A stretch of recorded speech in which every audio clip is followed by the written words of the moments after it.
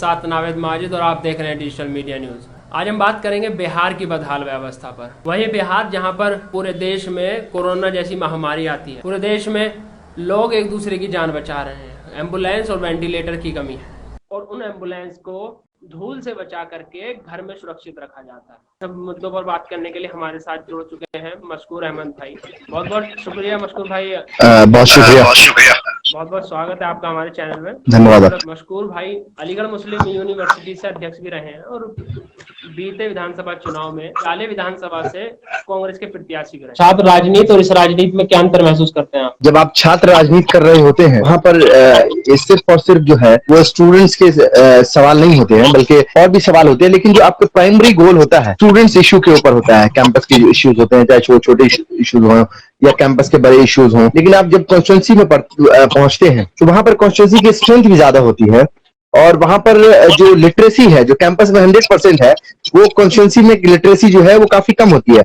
अगर आपकी किसी कॉन्स्टिट्यूंसी में पहुंचेंगे तो नॉर्मली वहां की लिटरेसी 60% के आसपास होती है। उत्तर प्रदेश और बिहार के अंदर आप नॉर्मली अगर किसी कॉन्स्टिट्यूंसी की अगर बात करते हैं तो, लेकिन मैं उस परिवेश की बात कर रहा हूँ जिस परिवेश से हम और आप आते हैं, ठीक है, जहां पर हम और आप जिन कॉन्स्टिट्यूंसीज की बात करें, मैं उसके ऊपर खासतौर से बातचीत कर रहा हूँ आपसे। मेरा ये मानना है कि चैलेंजेस हैं काफी, दोनों जगह के अलग अलग चैलेंजेस हैं, लेकिन जब आप यूनियन में होते हो, जब आप स्टूडेंट पॉलिटिक्स कर रहे होते हो, तो स्टूडेंट पॉलिटिक्स के अंदर आपको वो तमाम ट्रेनिंग मिलती है। और मैं तो अक्सर कहता हूं कि स्टूडेंट यूनियन, छात्र संघ जो है वो school of learning of politics है। एक ऐसी संस्था है, एक ऐसी जगह है जहां पर आप राजनीति करना सीखते हो, जहां पर आप मुद्दों को किस तरह से लोगों के बीच रखना है, किस तरह से मुद्दों की राजनीति करनी है, किस तरह से मुद्दों पे बात करना है, वो आप सीखते हो। और अच्छा रहा, एक अच्छा एक्सपीरियंस है।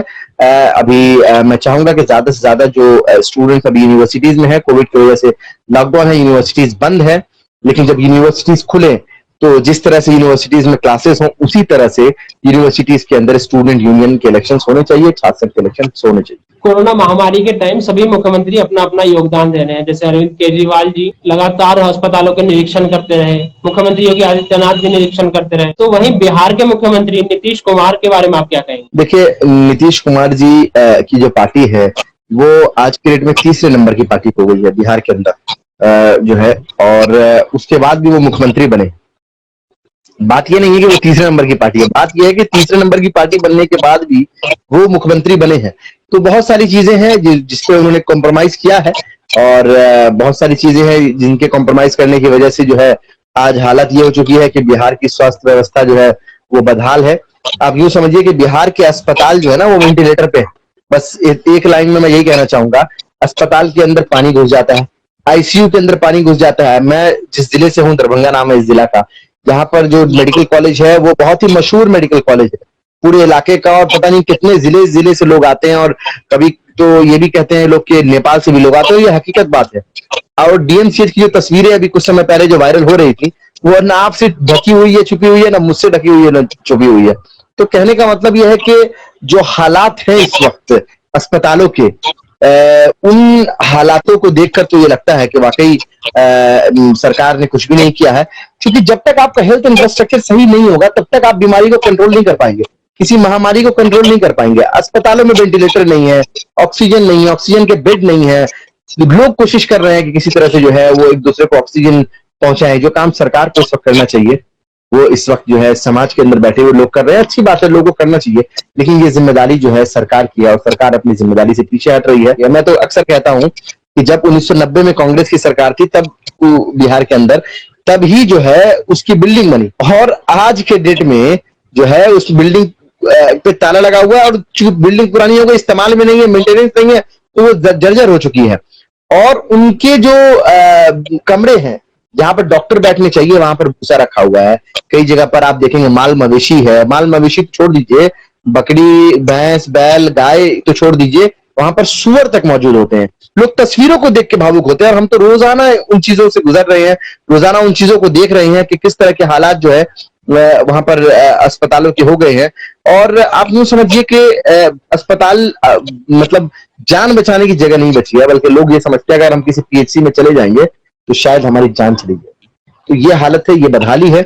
इस बदहाली के अंदर मुख्यमंत्री जी को मालूम है कि जब हमारे पास कुछ नहीं है, तो इसलिए वो दौरा नहीं कर रहे हैं। अपनी कमियों को छुपाने का एक अच्छा रीजन है। मंगल पांडे जी स्वास्थ्य मंत्री हैं, भारतीय जनता पार्टी के सीनियर लीडर हैं, सीनियर नेता हैं। आप उनसे सवाल पूछिए तो बोल देंगे मौतें होती रहती हैं। बीजेपी के नेताओं को तो आपने सुना ही है कि भाई अगस्त के महीने में मौत होती रहती है, तो जनवरी के महीने में मौत होती रहती है। तो इनके लिए मौत जो है वो बड़ी आसान चीज है, और किसी तरह की संवेदना नहीं है। ये लोग संवेदनहीन लोग हैं। बस मैं यही कहना चाहूंगा इस बात पे। लोग महामारी में एक दूसरे को तड़प तड़प कर मरते हुए देख रहे थे। कोई बाप अपने बेटे के हाथों में दम तोड़ रहा था, कोई माँ अपने बेटे के हाथों में तड़प तड़प कर दम तोड़ रही थी। वहीं 7 लाख की एम्बुलेंस 21 लाख में खरीदी जाती हैं। उन धूल से बचा करके उन्हें घर में खड़ी कर दी जाती हैं, और जब पप्पू यादव इसका खुलासा करते हैं तो पप्पू यादव पर कार्रवाई हो जाती है। लेकिन इन सरकारों राजीव प्रताप रूढ़ी पर कार्रवाई नहीं है। तो इस पर आप क्या कहेंगे? देखिए, ये जो एम्बुलेंस की जो घटना जो सामने आई कि किस तरह से जो है इतनी सारी एम्बुलेंस, लगभग 30-40 एम्बुलेंस थी, जिन एम्बुलेंस को धूले चाट रही थी उनके ऊपर कवर लगाकर रखा गया था, छुपा कर इस महामारी के दौर में। तो ये एक तरह का अपराध है। इस पे एक्शन होना चाहिए था। इस अपराध के ऊपर FIR होनी चाहिए थी कि महामारी के उस दौर में जब लोगों को एम्बुलेंस नहीं मिल रहा, लोग जो है वो अपने मरीजों को बाइक पे, स्कूटर पे, रिक्शे पे लेके जा रहे हैं, लाशों को बाइक, स्कूटर और रिक्शे पे लेके जा रहे हैं, तो उस समय में एम्बुलेंस जो है धूले फाक रही है। इनके ऊपर FIR होनी चाहिए थी, और उनको तो रिजाइन दे देना चाहिए था।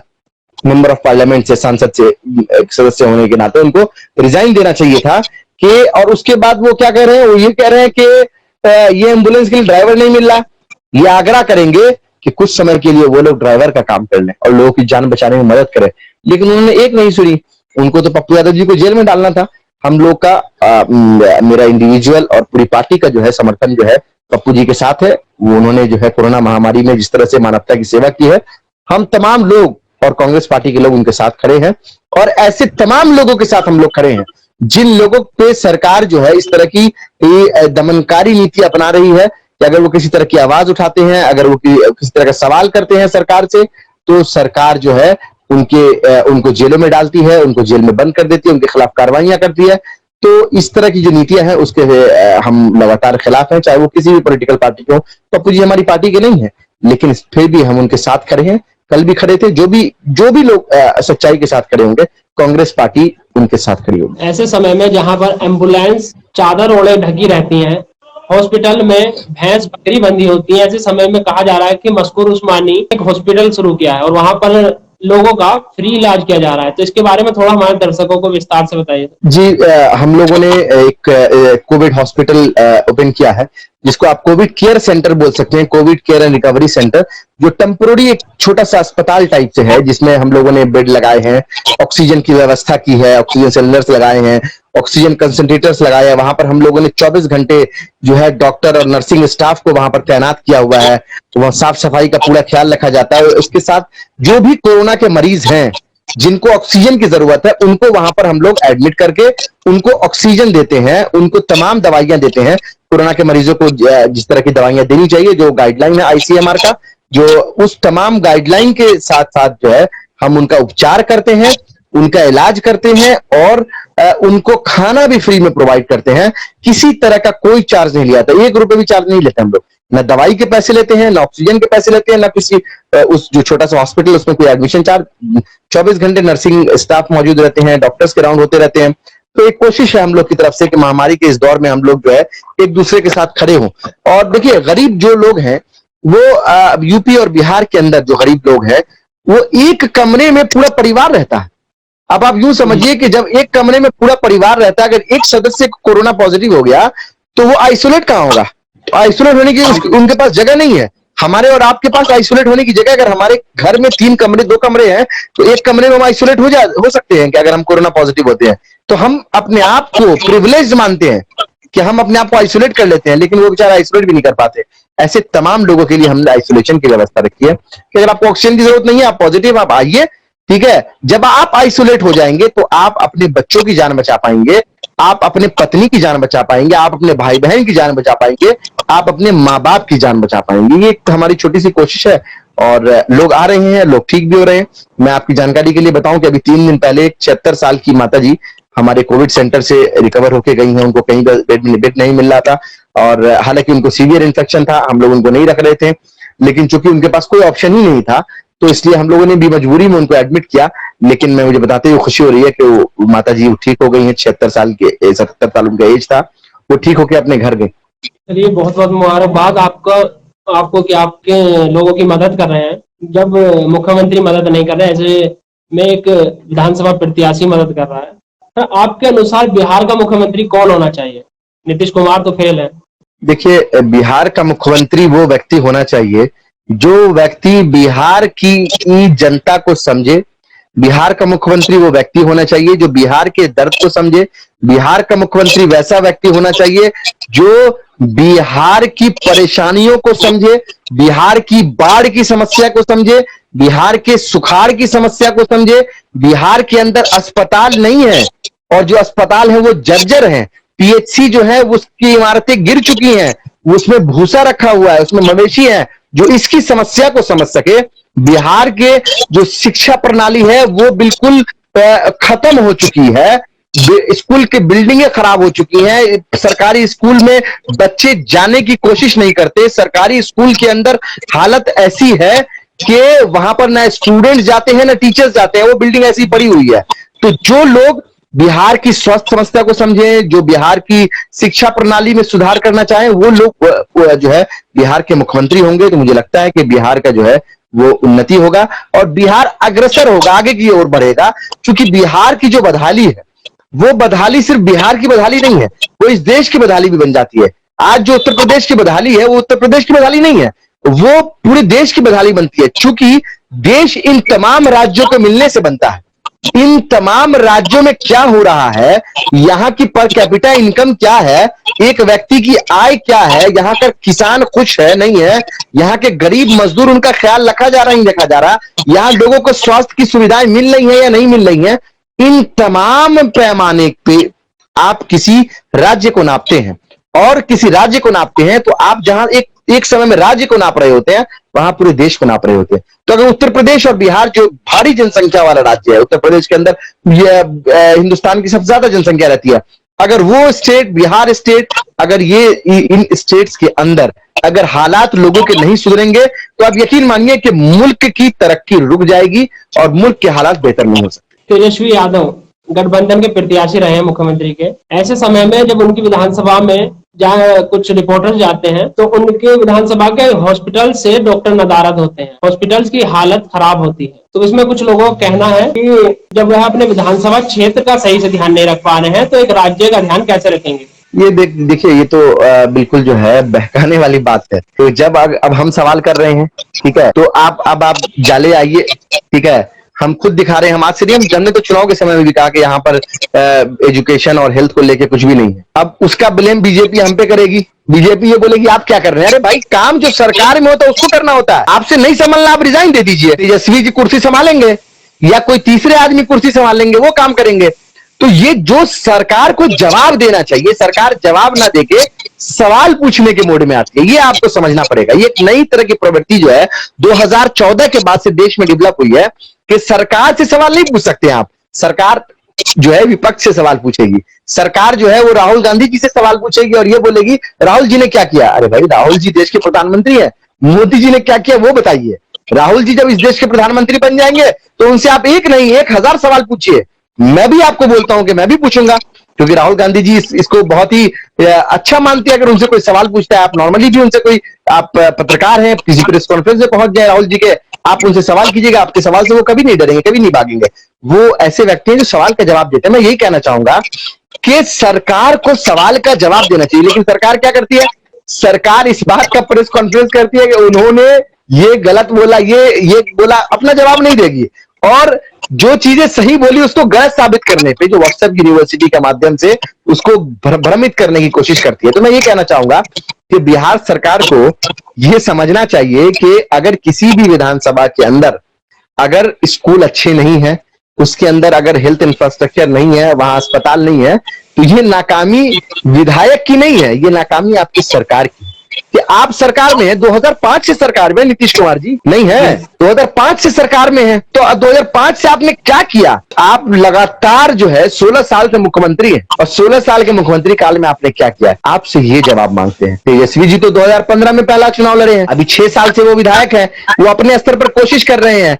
वो सरकार में वो लोग एक साल के आसपास रहे, जो उनको समय मिला उन्होंने काम किया। आप जब एक बार मुकम्मल समय देंगे, आप मुकम्मल समय दीजिए, उसके बाद आप सवाल पूछिए। Most welcome. वहां से पहले तेजस्वी यादव से पहले राबड़ी देवी जी वहां से चुनाव लड़ती थी जी, तब भी वहां पर विकास नहीं हुआ। नहीं तो अब 1990 के विकास को आप 2021 के विकास से कंपेयर करेंगे? अरे 1990 में पीएचसी की बिल्डिंग का बन जाना यही विकास था, लेकिन 2021 के अंदर उस पीएचसी के अंदर भूसा भरा हुआ है, उसके अंदर मवेशी है, ये विकास है। अब आप ये समझ लीजिए, विकास की डिफिनेशन ये है। उनके लिए क्या है कि उनके लिए पीएचसी के अंदर सुअर बैठा हुआ है, वो विकास है। लेकिन हमारे लिए क्या विकास था? और हम लगातार सरकार से सवाल पूछेंगे, चाहे सरकार हमें हमारे घर में घुसकर जो है हमें बेइज्जत करने की कोशिश करे, हमें जो है ये बताने की कोशिश करे कि आप झूठ बोल रहे हैं, लेकिन हम सरकार की झूठ को उजागर करते रहेंगे। सच को सच बोलने की आदत हम में है, कल भी थी, आज भी है और आगे भी रहेगी। आखिरी सवाल उस्मान भाई की, बिहार कांग्रेस आखिर कब तक मदन मोहन झा जी के हाथ में रहेगी? कब इसका बदलाव होगा? बिहार चाहता है कि बिहार कांग्रेस का बदलाव हो। नहीं नहीं, ये सवाल तो आप ऐसा कर रहे हैं कि जिसका मैं जवाब देने की पोजीशन में नहीं हूं। उसका रीजन है कि मैं कांग्रेस का प्रेसिडेंट नहीं हूं, ठीक है। जो इसको डिसाइड करे कि स्टेट में कौन से प्रेसिडेंट होने, मदन मोहन झा जी एक अच्छे अध्यक्ष के रूप में साबित हुए हैं। कुछ कमियां होती हैं, हर किसी में कमियां, मेरे अंदर बहुत सारी कमी, मैं खुद अपना चुनाव हार गया, मैं खुद अपना चुनाव हारा, ऐसे बहुत सारे लोग चुनाव हारे, बहुत सारे लोग चुनाव जीते भी। मदन जी चुनाव जीत के आए, विकट परिस्थितियों में भी उन्होंने चुनाव जीता, एमएलसी है वो, और अपने स्तर पर वो कोशिश करते रहते हैं। बाकी ये केंद्र की जो नेतृत्व है हमारी, ठीक है, जो शीर्ष नेतृत्व है, जो टॉप लीडर्स है, कांग्रेस वर्किंग कमेटी जो है, वो डिसाइड करेगी कि कहां पर किसको अध्यक्ष बनाना है, किसको सचिव बनाना है, किसको महासचिव बनाना है, किसको प्रवक्ता बनाना है। ये उनका काम है, तो ये मेरा काम अभी नहीं है। जब मेरा काम वो होगा तो इस बारे में मैं आपको अच्छे से स्पष्टीकरण दे पाऊंगा। वैसे जो है अभी वो सही चल रहा है।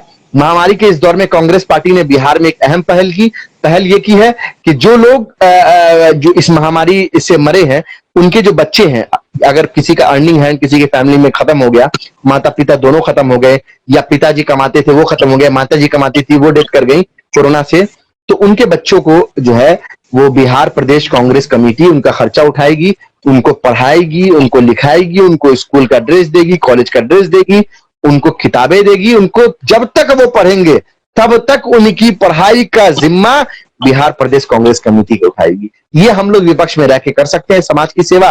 विपक्ष में रहकर ये कर सकते हैं कि जब मैंने देखा कि मेरे इलाके की हालत खराब है, यहाँ पर लोग ऑक्सीजन की कमी से मर रहे हैं, तो हमने एक छोटे से अस्पताल को एस्टेब्लिश किया, जहां पर हम लोगों ने जो है फ्री में इलाज करना शुरू किया, और आज भी कर रहे हैं। और लोग मरीज वहां पर ठीक हो भी रहे हैं, और ठीक होकर आगे बढ़ भी रहे हैं, नए मरीज भी आते हैं और हम इलाज कर रही है। एक विपक्ष, एक जिम्मेदार विपक्ष की भूमिका हम निभा रहे हैं। साथ साथ हम सरकार से भी सवाल पूछ रहे हैं कि आपके अस्पताल में वेंटिलेटर क्यों नहीं चल रहा? सरकारी अस्पतालों में, सरकारी अस्पताल में ऑक्सीजन की कमी क्यों हो रही है? दवाइयां की कमी क्यों हो रही है? दवाइयां सही समय पे क्यों नहीं मिल रही है? इस तरह के सवाल हम लोग लगातार सरकार से भी पूछ रहे हैं और आगे भी पूछते रहेंगे। और जिम्मेदार विपक्ष के नाते जो काम विपक्ष को करना चाहिए वो भी हम लोग करने की पूरी कोशिश कर रहे हैं, और उम्मीद करते हैं कि सरकार जनता की तकलीफ को, उनके दुख को, उनके दर्द को समझेगी, और बिहार की स्वास्थ्य व्यवस्था और बिहार की शिक्षा व्यवस्था की जो बदहाली है, उस बदहाली को दूर करने का काम करेगी। जो सरकार चुप है, ऐसे समय में कांग्रेस लोगों की मदद कर रही है,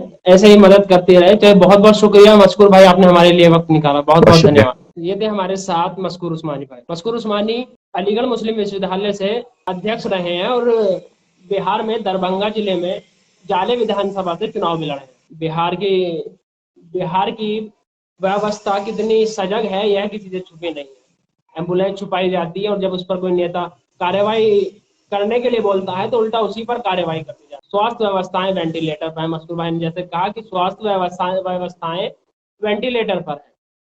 अगली बार कौन सी सरकार चुननी है तय आपको करना है। बहुत बहुत शुक्रिया, चलते हैं, नमस्कार।